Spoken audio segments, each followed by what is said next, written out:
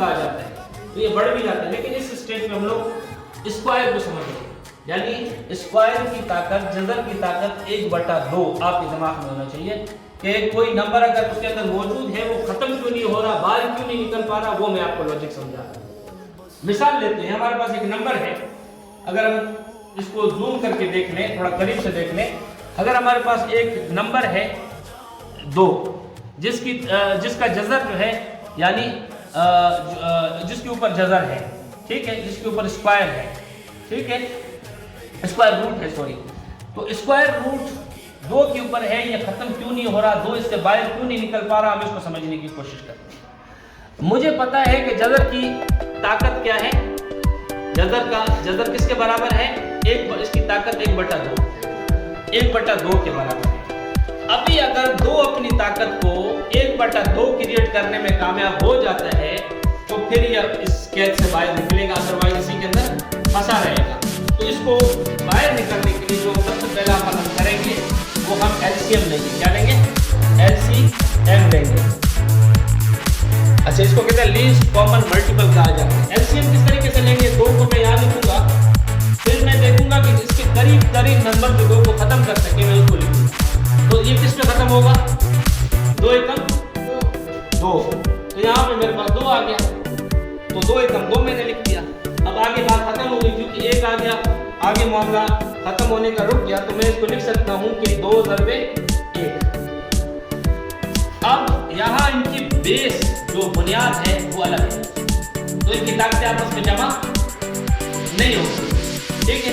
इसकी ताकत भी 1 है, इस 1 की ताकत भी 1 है, ये आपस में ज़रब तो खाएंगे लेकिन इनकी ताकतें आपस में जमा नहीं होगी। तो मैं इसको 2 × 1 लिखूंगा तो जवाब क्या आ जाएगा, 2 एकम 2 आ जाएगा।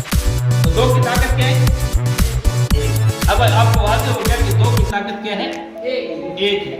अब हम देखते हैं कि जज़र के ताकत के साथ किस तरीके से ज़रब खाता है और ये जज़र के अंदर रहता है या जज़र से बाहर निकलता है, इसको हम समझने की कोशिश करते हैं। 2 की ताकत मैंने इसका एलसीएम निकाला तो 2 की ताकत क्या आ गया, 1, और जज़र की ताकत क्या है, 1/2। अच्छा, जब भी ब्रैकेट आ जाए 2 नंबर के 2 ताकतों के दरमियान में, तो इसका मतलब ये है कि ये अंदर वाली ताकत बाहर वाली ताकत के साथ क्या हो रही है, ज़रब खा रही है, ठीक है। ये आपस में क्या खाएंगे, ज़रब खाएंगे। तो ये 2 की ताकत 1 और जज़र की ताकत 1/2 आपस में क्या खा रहे हैं, ज़रब खा रहे हैं। तो हमने इसको सेकंड स्टेज में हमने क्या किया, ब्रैकेट को खत्म किया और इनको आपस में ज़रब दे दिया। तो जब इनको हमने आपस में ज़रब दिया तो 1 जाके 1 के साथ ज़रब खाएगा तो इसको क्या बना देगा, 1/2। तो 1/2 किसकी ताकत है, जज़र की, तो खत्म नहीं हुआ, खत्म नहीं हुआ, उसी हालत में है। अभी मैं इसको इस हालत में लिखूं या मैं इसको इस हालत में लिखूं, दोनों का मतलब 1 है। अब हम देखते हैं कि जज़र खत्म कैसे होता है। हम दूसरी मिसाल लेते हैं। हमारे पास एक मिसाल है 4 का जज़र जो है 4 का जज़र, ठीक है, यानी स्क्वायर रूट ऑफ, इसको 4 कहा जाता है। क्या कहा जाता है, स्क्वायर रूट ऑफ 4 कहा जाता है। तो हमने इसको अब हल करते हैं और हल करने में हमें पता है कि इधर मैं लिख देता हूँ देयरफॉर जज़र बराबर है जज़र की कीमत 1/2। अगर जज़र को मैं लिखना चाहूँ तो इस तरह भी लिख सकता हूँ, स्क्वायर रूट को मैं इस तरह भी लिख सकता हूँ। अब 4 का मुझे लेना है एलसीएम लूंगा। एलसीएम में हम क्या करते हैं, हम सबसे करीबी पाड़े से हम उसको तकसीम करना शुरू करते हैं, करीबी टेबल से।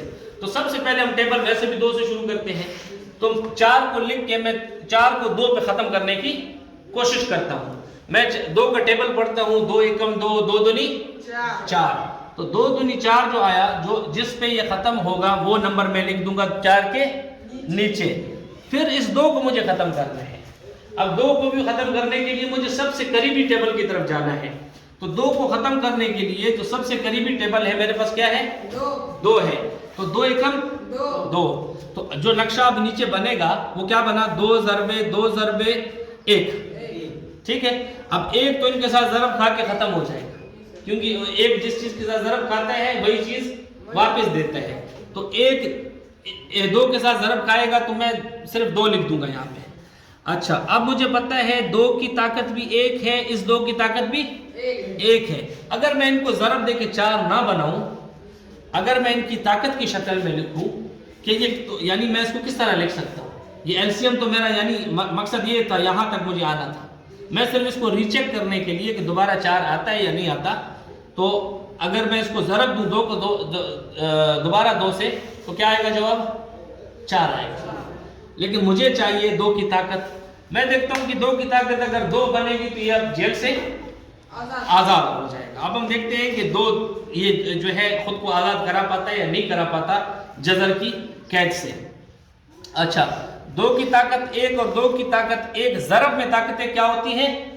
जमा होती हैं। तो यहाँ पे ये जो है 2 की ताकत 1 और 2 की ताकत 1 जमा होके क्या बन गए? 2 की ताकत 2 बन गए। अब इसको 2 की ताकत 2 को हम क्या करेंगे, हम इसी तरीके से यानी ला के यहाँ पे पुट कर देंगे। जैसे शुरू से मैंने इसको पुट कर दिया 2 ज़र पे 2, जो जज़र इसका निकल आया, जो असल जज़र निकल आया, इसको मैंने 4 की जगह पे लिख दिया। फिर 2 की ताकत 1 और 2 की ताकत 1 को आपस में जमा किया, ये 2 की ताकत 2 बन गए। अब जब 2 की ताकत 2 बन गया और दरमियान में ब्रैकेट आई, ऊपर फिर पावर आ गया, तो ये आपस में क्या खा रहे? ज़रब खा रहे। तो ताकतें आपस में क्या खाती है? ज़रब खाती है। जब एक ताकत अंदर आ जाए और दूसरी ताकत बाहर आ जाए, तो यहाँ पे जब ये ज़रब खाएंगे तो अब आपकी मर्जी है, आप इसको यहीं से भी काट सकते हो, आप 2 को 1 के साथ ज़रब भी पहले दे सकते हो, हम इसको यहीं पे काट देते हैं। सेकंड स्टेप में हमने किया क्या किया? 2 को 2 के साथ काट दिया, तो बाकी आखिर में जवाब क्या बचा हमारे पास? 2 की ताकत, यानी ये पूरा हम करेंगे तो आखिर हमारे पास 2 की ताकत, जवाब क्या बचा? 1। 2 की ताकत हमारे पास 1 बचा और हम उसको 2 लिख सकते हैं। सिंपल। इस तरीके से यानी जज़र ख़त्म होता है, इस तरीके से नंबर जज़र से बाहर आ सकता है। जब अगर स्क्वायर रूट है, जज़र की ताकत 1/2 वाला जज़र हम इस्तेमाल कर रहे हैं, अगर उसे हमें ख़त्म करना है, हमें नंबर की ताकत को भी 2 बनाना पड़ेगा। जब नंबर की ताकत 2 बन जाएगी तो वो 1/2 की ताकत को ख़त्म करके जज़र से बाहर निकल आएगा। ये है इसका यानी लॉजिकल कॉन्सेप्ट। और अगर नहीं निकल पाता तो फिर हम इसको क्या कहेंगे? इस नंबर को, ये कौन सा अदद कहलाएगा? ये गैर नातिक अदद कहलाएगा। कौन सा? गैर नातिक इसको अदद कहेंगे। इंग्लिश में इसको कहेंगे इर्रेशनल नंबर कहा जाएगा इसको, इर्रेशनल नंबर। तो this is all about today's lecture. बाकी कॉन्सेप्ट को इंशाल्लाह अगले क्लास में डिस्कस करेंगे। Thank you so much.